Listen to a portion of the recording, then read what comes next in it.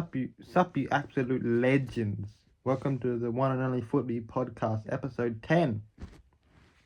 What a crazy week of football. It's probably the week of the round. What a week. What a round. Amazing. So many close results, underdogs winning, teams jumping in the 8, teams falling out of the 8. So much to talk about. So we start Friday night. Sydney hosting Collingwood, the SCG, and Sydney had lost their past, I think, 3. And they really needed a win to keep the top spot. And they did that. They beat Collingwood by 3. But Collingwood had a big lead into the last quarter. They had about 27-point lead to the last quarter. And then Sydney just went bang, bang, bang, bang, bang. Gordon kicks the match winner with like 4 minutes to go, and Sydney win. Sydney run over the top of Collingwood in the last quarter. It didn't look like Sydney were going to do anything, but they were down 5 goals, 3/4 time. They just woke up and won the game. And Heaney and Warner went crazy in the last quarter. 14 touches each, a goal, some game-saving marks by Heaney, some amazing breakout stoppage play by Warner. It was an all good team performance by Sydney, and close match, very good match, very entertaining. But you look like Collingwood had it all done, but then Sydney just came up and they needed the win. And Collingwood needed the win too. If Collingwood would have won, they would have kept their top 8 chances alive. But now Collingwood's season is done, which means no back-to-back premierships. And they were first last year. Now they're like, what? Right now they're like 10th. So it's a big drop-off, and you can blame injuries, but yeah. They had the game all won. They had the game won, and then they just lost it. They choked it. A lot of teams are done this week and last week. A lot of teams have had the 5-goal lead come into 3/4 time and just lost it. Momentum swings and things like that, and Sydney are the better team. But Sydney wasn't a convincing win by Sydney at any means or stretch. And Sydney's only beat Collingwood and North the last like 7 weeks. It's not that impressive. But Sydney stays first. Sydney should guarantee a top 2 home final finish now. But can I see Sydney win the premiership? I don't know, because they lost by 112 to Port Adelaide 2 weeks ago. So can they win it? It's a very slight chance, but I can't really see them winning it. But no team has ever lost by that much and won the grand final in the same year. But things happen, things change, history can be removed and new things can happen. But I want to say Sydney, they'll be the favourite, I think, but not by much, not by much.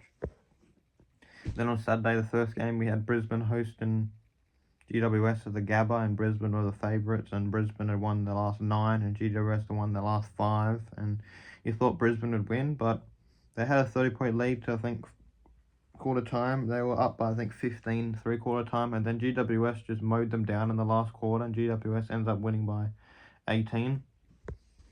It was a very good win by GWS, and GWS kicked 6 goals to 1 in the last quarter. They just mowed them down, and Brisbane's inaccuracy, which has been a problem for many years, 8 goals 16, doesn't win your games, and GWS, while kicked 13 goals 4.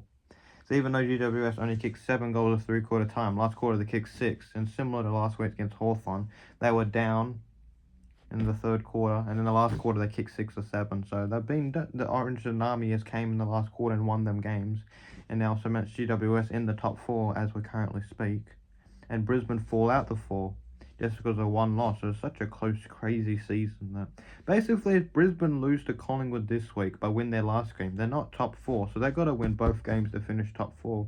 And GWS is the same, and Port Adelaide's the same, so everyone needs to win their games to keep top 4. But yeah, these two teams both should make it decently far in the finals this year. I see Brisbane making the grand final. Even if they finish 5th, I still think they can make the grand final, or at least the prelim. In GWS too, they should be able to make the prelim. But I think these two teams are like my premiership favourites. These two in Sydney are like my 3 to win the premiership. So I don't think a Victorian team will win this year, but I think the interstate teams are so like good this year, more consistent and more reliable than all the Victorian teams, that I see a non-Victorian team winning the grand final this year. Which would be good for the competition, obviously. But if Brisbane win, man, I think Brisbane deserved to win, because all the times they've failed, all the times they've got so close, I think it's Brisbane's year. But I could be wrong. But if Brisbane lose next week, they're not making top 4, and then their chance of grand final it lowers, because it's very hard to win the grand final out of the top 4. But hey, good win by GWS, and close game, another close game, good. Then we had North Melbourne hosting the Eagles at Blundstone Arena at Hobart, and Eagles haven't played well away all year, and you thought, oh, North Melbourne, they'll get a win, they'll get back-to-back wins, but no. North Melbourne had a 35-point lead, and they choked it, and the Eagles came back in the dying minutes, kicked a few goals, Ascalon kicked the sealer, and the Eagles win their second game in a row. They beat Gold Coast 2 weeks ago, and they beat North Melbourne last week, so that's 2 in a row. And I think the Eagles jumped north on the ladder. I could be wrong, but yeah, both these teams, it was a dead rubber game, but still a close game. Still 5 points showed that the Eagles, because this was vice versa when these two played in Optus Stadium maybe 8, 9, 10 weeks ago.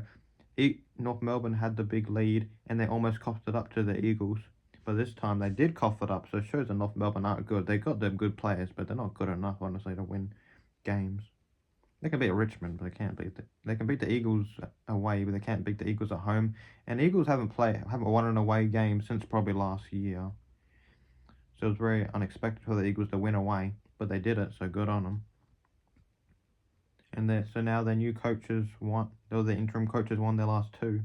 And that's more than basically Simpson's won the last year, so could he be the man for the job? It's possible. He played for the Eagles, so why not? And they scored 102. That's a good score for the Eagles. But you have Waterman, you have Allen, so you should be scoring a lot. And Liam Bryan, Cripps, you should be scoring a lot. Not this. It shows when they do this uncontested crap, uncontested marks, kicking sideways, not through the middle, not on the wings, not forwards. When you kick backwards, sideways, it doesn't score. But when you kick forwards and take risk, you win games and you get scores. And behind is better than nothing.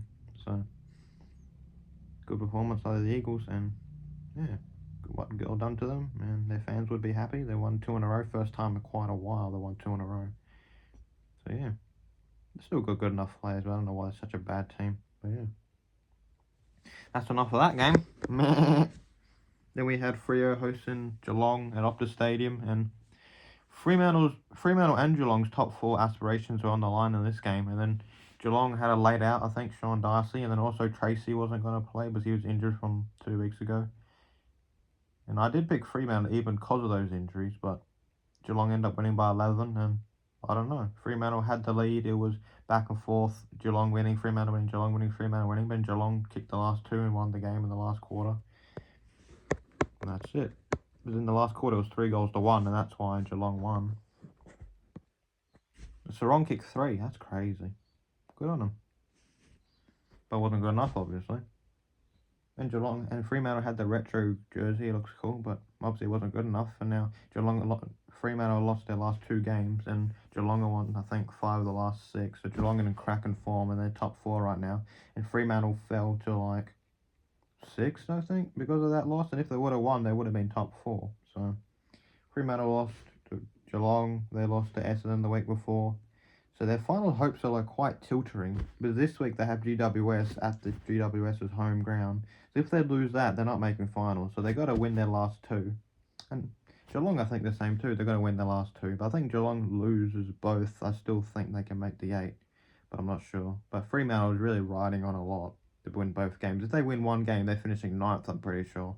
If the results, I think, will happen. So big game for them this week against GWS. And GWS have been crazy form, as we know, won their last 6. So yeah, and Fremantle have been a shocking form recently. I think they won 2 of the last 5. So they haven't been playing well. And you can blame that on injuries, you can have excuses, but Fremantle just haven't played well. Last 5 weeks, they've won only 2 games. And I think both were at home as well. So it's like, I don't know. And they play away this week, and they have been quite shaky away this week. And this has been their first home loss since, I think, the Eagles and the Derby, like, so long ago. So you can blame injuries, but Tracy is their best forward, so I do understand. But like Alex Pearce is banged up too. But yeah, Fremantle is dropping games in the worst time, and Fremantle could probably miss the 8. While Geelong are looking like they're not going to miss the 8, but Geelong just keep winning games away, home. They have their few bad weeks, as every team does, but Geelong are looking strong, and even if Tom Hawkins not there, they can still kick a decent score. But this was a low scoring, 62-73. So it shows that Fremantle don't put teams away. Fremantle, when they score more, they win games. When they score this low, like they did in the old days, 2013, 2014, 2015, this defensive method they like doing where the defense is focused on, you're chipping the ball around, you're not taking the game on, it doesn't win your game. So they need to go back to that.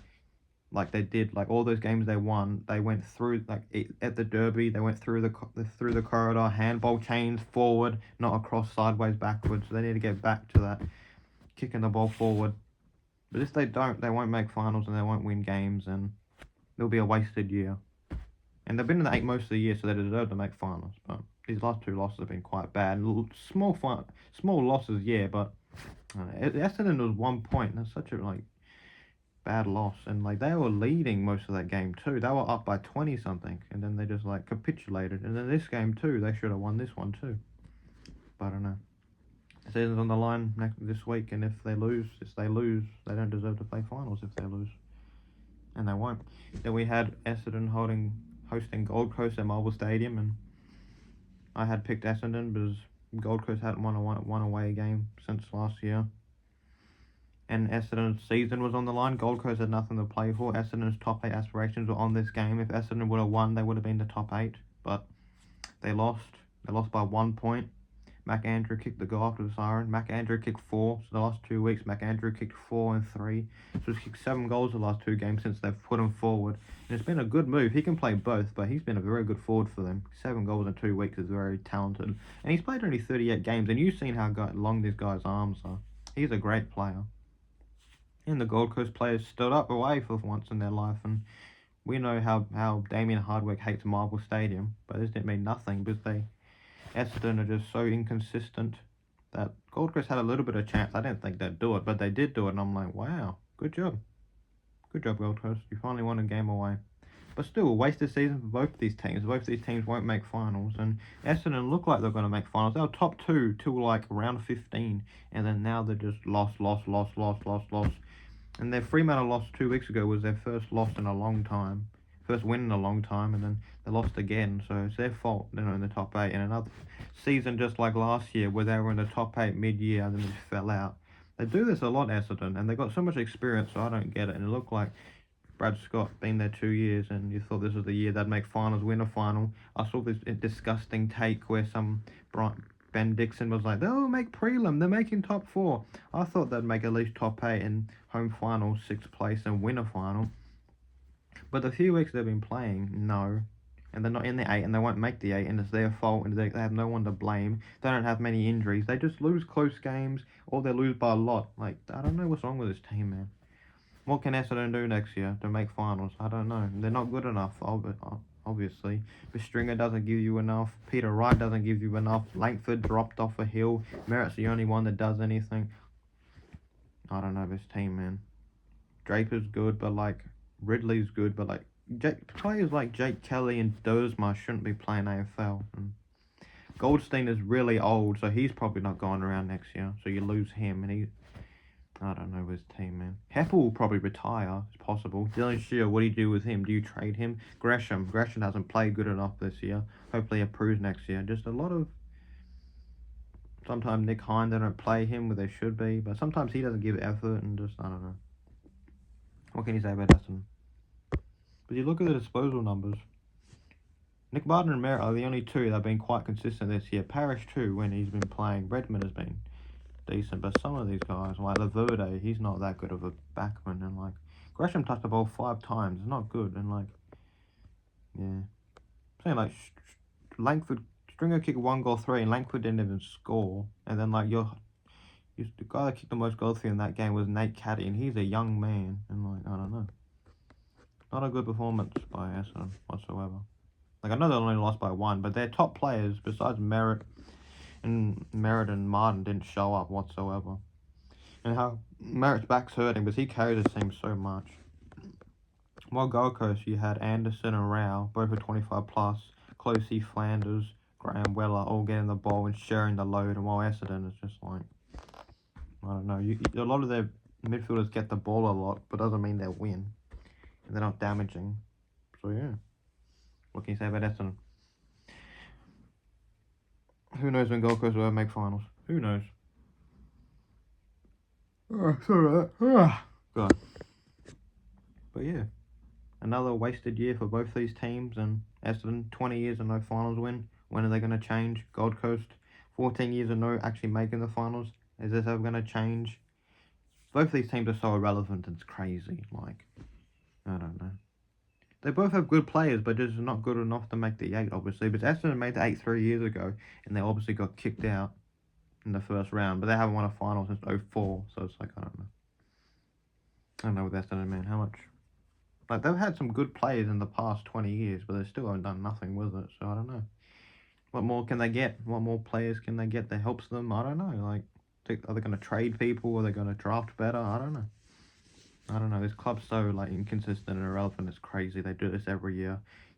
The fans get hope. I got a friend that goes to Western. They're top 2 for 10, 11 weeks. Yes, yes. Finally going to win a final. And then they do the classic Essendon and fall out the 8, and then that's it. So the fans must be pissed. But you lose to a team like Gold Coast that hasn't won a away game for a long time. And it's just crazy. Because who loses to Gold Coast like at home? This doesn't happen. Like at Gold Coast, when Gold Coast plays away, they never win, and you let this happen. Like, man, such a bad loss. The top 8 altering loss, and Essendon not making the 8 because of that. So clap for you, Essendon. Clap. Useless team, absolutely useless. They're more talented than Hawthorn, for example. They have way more talent than Hawthorn. They just don't use it at their disposal. And Gold Coast too. Collins, Anderson, Flanders, King, Lukosius, Andrew, but it's not good enough. You don't make the top 8. So if Hawthorn had any of those guys, Hawthorn would be higher than they are. Like, could you imagine no Anderson or Hawthorn? Could you imagine or Rao or both of them? You put them in the Hawthorn midfield? My God. You gave Hawthorn Mac Andrew, you gave Hawthorn Ben King, you gave Hawthorn Merritt or Martin. They'll be making finals nearly every single year, but these guys don't know what to do with their talent. But it's whatever. Then we had Melbourne hosting Port Adelaide at the G, and Melbourne's slight top 8 hopes were on the line, and Port Adelaide's top 4 hopes have been on the line for this game. And Port Adelaide came out with a Chocolates 2-point win at the G. It was quite low scoring, 53-51. Thank God I didn't watch this. And the crowd was quite pathetic. I saw clips. The crowd was pathetic. These Melbourne fans don't show up. And Juan Francis was the man of the match. I think he had 27 and 2 goals, and quite low scoring game. Pickard kicked 4. He was the only one in Melbourne that did anything. He'd kicked 4 of their 7 goals, and Dixon kicked 2, and North Francis kicked 2. And Todd Marshall got injured. Man, does this guy ever play? And Georgiades didn't play either. But yeah, I think Georgiades come back soon. And he's a good player. In Melbourne, I don't know what to say. They've lost the last 4. The season's shot. I don't know. Even if Petrarca was playing and Gawn was fully healthy, I still don't think they would make the 8. Even though they're good enough. And Clayton Oliver's regression is insane, and Viney's regression is insane. Like, I don't even know how much the ball of Clayton Oliver. And every week I say this, Oliver just doesn't touch the ball anymore. He had 16. My God, that's shocking. And this year he's only averaging 23, and for his career he averages 28. So like 16, that's shocking game, man. That's 5 kicks and 11 handball, and that's like no impact whatsoever. And then while you look at the Port Adelaide midfield, dominated with Butters 30, Boak 29, Houston 28 off the back line, Hon Francis 28 in the midfield, Rosie 28. And for Melbourne, all the guys that touched the ball were all defenders basically. But Salem 25 defender, Neil Bullen 24 midfielder, Billings 23 defender, Viney 23 midfielder. Viney was the only one in the midfield that got over 20. It's pretty pathetic. Him and Gawn are the only 2. And Sparrow, I guess you can call him a midfielder, but yeah, it's like Oliver didn't touch the ball much, Rivers didn't touch the ball much. Players you want to touch the ball with, Barely Fridge only kicked 1, so it's like Van Broen got subbed out because he had no impact. Melksham touched the ball once. And Melksham has been quite shocking since his return back, and he's never been that good of a player, but he gets so much hype, it's insane. They think he's going to fix their forward line. But when he had 1 touch today, last week, that's pathetic. I think over his career he's averaged 14, and this year he's averaged 7. It's pretty pathetic. And he done his ACL, but even before his ACL wasn't that good of a player. But he's averaging a goal a game, and that's like not that good either. And their forward line is shocking. Like, you think how many games is forward line gonna win? Melksham, Petty, Van Rooyen, Pickett, Fridge, and Turner. I think that's. Besides Fridge, Van Rooyen, and Pickett, those other 3 are like not forwards, and they don't play well. And Petty is not a forward, man. I'm telling you, he doesn't do anything. He doesn't even touch the ball, no matter where he plays. He's not good. Yeah, I don't know. And then also you can add that guy, Folstrup, young guy, but like, and maybe you can also include Cade Chandler, but he doesn't get kicked that many goals. He's a good like tackler, but like, yeah, I don't know. The forward line, they've had problems for so long, and I say this all the time, but their forward line's quite weak. And sometimes, I don't know, man. McDonald used to be a forward, now they put him back, but they know he's pretty old and useless in the forward line. And yeah, I don't know, this team, man. But a guy like Daniel Turner's your key forward, and he kicks like 0.9 goal a game, that's nothing. Like all their Melbourne players, Fridge, Pickett, and Pickett's quite inconsistent, so Fridge and Van Rooyen are the only two main forwards, and Van Rooyen can be quite consistent as it shows that they subbed him out, so yeah, they need a better forward, man. Like even Tex Walker, Gunston, anyone, a pure forward needs to help this backline. You need to get Turner out of there. You need to get Petty out of there. You need to get Melksham out of there. Melksham, when I seen Fremantle and Melbourne play at Optus Stadium, Melksham, he has bad positioning. He doesn't touch the ball. He doesn't kick goals. I don't know why they're playing forward. I don't know why he plays at all, and he's old too, so I don't know why you keep him. And he's played a lot of games, but like the game's gone past him. I tell you, I don't know how he still plays. He wouldn't play at any other team. I tell you, if he got traded, he's not playing anywhere else because he's 32 now, and like he's old as hell, and he's injury prone as we know. So I don't know how he gets a game. It's pretty insane how he gets a game, but Melbourne just let anyone play, I guess. Because they're trying to still figure out their forward line 3 years after winning the premiership. They still don't know the perfect forward line balance. And they don't even play Ben Brown, because when he does play, I don't know. When he plays, he doesn't kick many goals like he did at North Melbourne. He just dropped off. When he joined Melbourne from North, he just dropped off so bad. Yeah, I don't know. Even Tom McDonald used to be a decent forward, and they put him in the back line because they just gave up on him. And he's old too, so it's like... And Stephen May's old, so... As I said last week, I don't know what they're going to do, Oliver. What are they going to do with May? What are they going to do with McDonald? What are they going to do with Gawn? Like, Gawn stays, but, like, you need a better backup ruckman and Fulton. He don't even play. So who do you play as your backup ruck when Gawn's probably got 1 year to go and he's been carrying an injury the past few weeks, and obviously it's been hampering him. But what do you do as Melbourne? Think about next year, but what do you do? Do you give Oliver a better preseason? Do you get him and Petrarca healthy as can be and show them prove that they... Especially Oliver, he proves he deserves that money. If not, if he plays this way next year, his contract would have been a big bust. And how the hell are they going to trade him if that contract is like 1 million for 5-6 years? Who the hell would want that contract? And Melbourne can go, we can pay some of it, but then what will the members think if you're paying Oliver's contract? You kick him out the door, you're wasting your money. You're wasting your salary cap if you trade him. So sort of they have to keep him unless if they trade him somewhere to Adelaide goes, oh, we'll pay some of his contract and give him a new contract, so Oliver will be getting paid double to play for one club. But it's a problem with trading contracted players, and Show Bolton does the same too.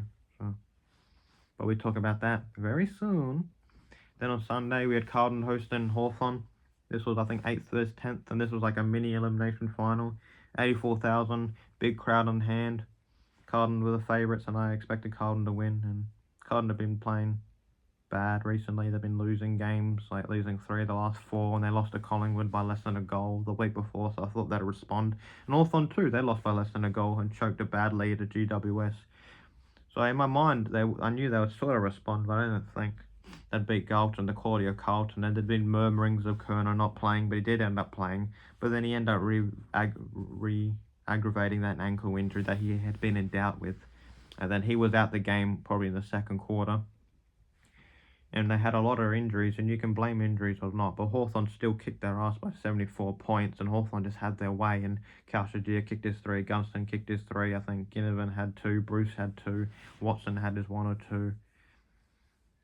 Yeah, Hawthorn just dismantled them, and a great response from 2 weeks ago, the shock and choke lead to GWS. In this game, they kept the lead. They didn't lose the lead. They learnt, they responded, and they won by 74. So 3 of the last 4 games, they won by 66, 66, 74. So it's a big percentage booster. And because of how much they won by, They went up to 8th, Carlton went up to 9th, and the percentage is 1% difference. And if Hawthorn wouldn't have won by that big margin, Hawthorn would be 9th right now, behind Carlton. But since Hawthorn won by that much, Hawthorn are 8th.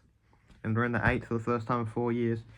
And I'm like, finally. And hopefully they can keep the 8th, but they have North Melbourne and Richmond to finish the season. Or Richmond, North Melbourne, in that order. And if they win both, they're in the 8. And they need to win both to win the 8. If they win only one of the two, they're not making the 8. And same with Carlton too. Carlton have to beat the Eagles at Perth, and then they have to beat the Saints at Marvel to make the 8. So both these teams need to win both their games to make the 8. And it's both seems possible because they're both facing bottom 10 teams together. But Hawthorn's facing 17th and 18th, and Carlton are facing, I think, like St Kilda are like 14th or 13th, and then they're facing the Eagles who are 16th. So.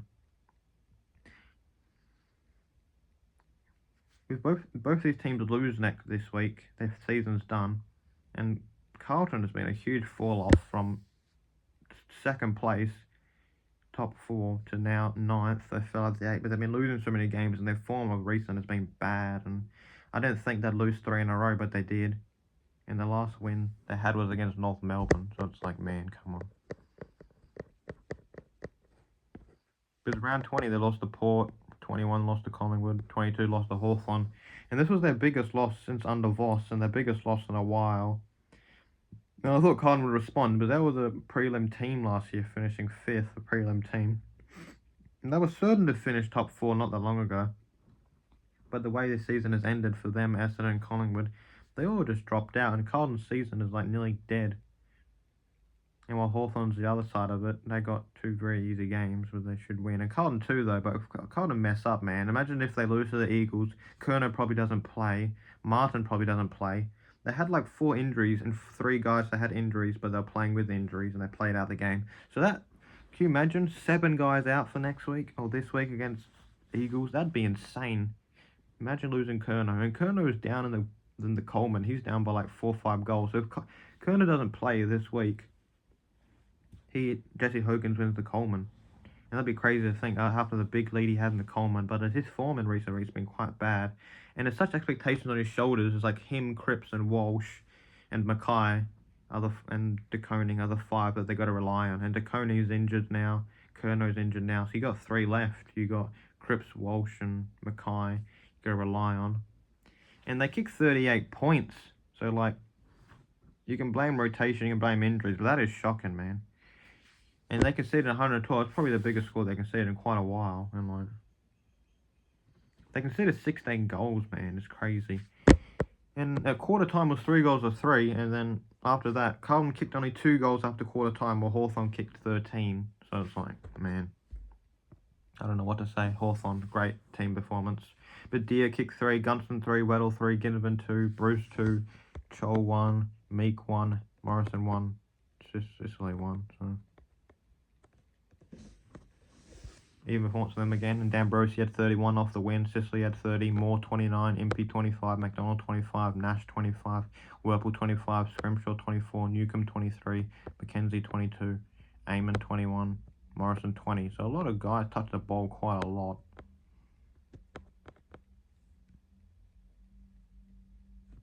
And Will Day got subbed off because he was feeling sore, but it showed their luxury. They got to sub him off because they were winning by that much that they could afford it. And